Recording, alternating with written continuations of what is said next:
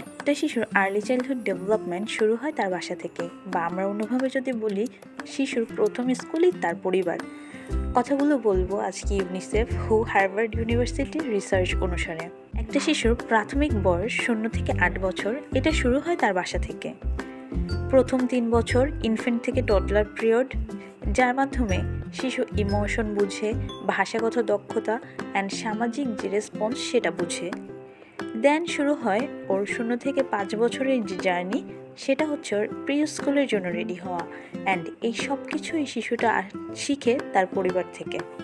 একটা শিশু যে পরিবেশে বড় হয়, সেই পরিবেশটাই তার উপরে সবচেয়ে বেশি প্রভাব ফেলে। বাবা মা, আপনাদের বলছি, আপনার শিশুর জন্য অবশ্যই দামি খেলনার প্রয়োজনীয়তা নেই, বা আপনার বাসাকে প্রি স্কুলের মতো রেডি করে রাখার কোনো প্রয়োজনীয়তা নেই। কিন্তু যেটা প্রয়োজনীয় সেটা হলো শিশুর সাথে বই পড়া। অর্থাৎ আপনার শিশুকে আপনি যদি ভাষাগতভাবে দক্ষ করে তুলতে চান, অবশ্যই তার সাথে বেশি বেশি বই পড়তে হবে। এটা তার কল্পনা শক্তিকে বিল্ড করবে, তার ভাষাকে বিল্ড করবে, অ্যান্ড আপনাদের বন্ডিংকে অনেক বেশি স্ট্রং করবে। ওর লার্নিংয়ের প্রতি ওকে আগ্রহী করে তুলবে।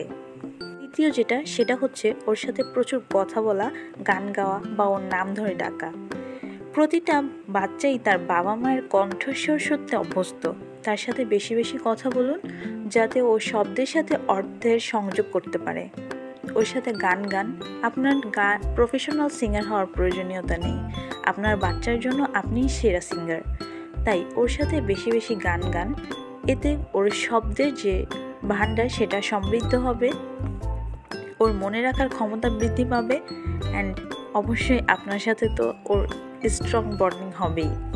তৃতীয় যে বিষয়টা আপনারা করতে পারেন সেটা হলো দিনের বর্ণনা দেওয়া।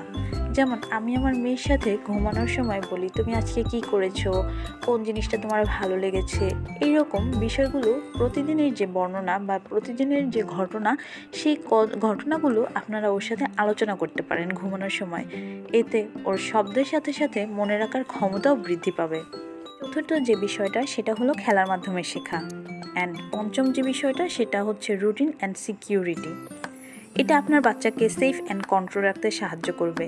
তাই অবশ্যই রুটিন বানিয়ে রাখুন, প্রতিদিনের রুটিন প্রতিদিন বানিয়ে রাখুন। অবশ্যই প্রতিদিনের যে ছোট ছোট মোমেন্টস, সেটাই আপনার বাচ্চার জন্য সবচেয়ে বড় শিক্ষা।